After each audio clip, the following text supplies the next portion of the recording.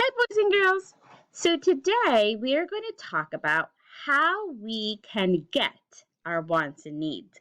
Last week we really talked about the difference between wants and needs, and so today we're going to focus on how we get those things. And the major thing is money.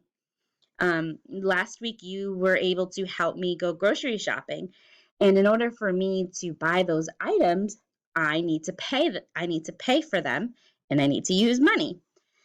And one thing that adults do to get their wants and needs is to get a job.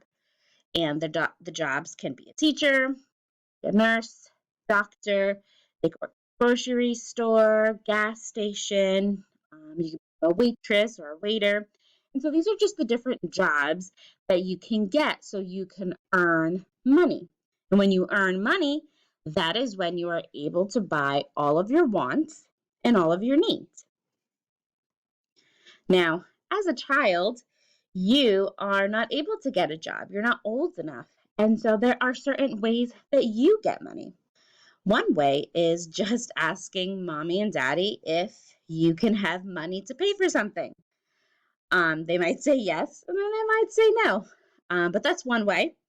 Another way is birthday. So when it's your birthday, you might get a gift card or you might even get cash so you can use that to get your wants. And last is an allowance. An allowance is when you do a job or a chore around the house and you get paid for it. For example, doing the dishes, making your bed, cleaning your room. Some parents allow you to do these things and you get paid for it. And this way you have some money to spend. Those are just certain ways that you can try and get money.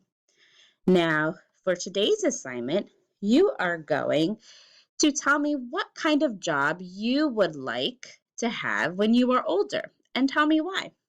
So you might say that you want to be a teacher when you're older, or you might want to be an architect or an artist, a gamer.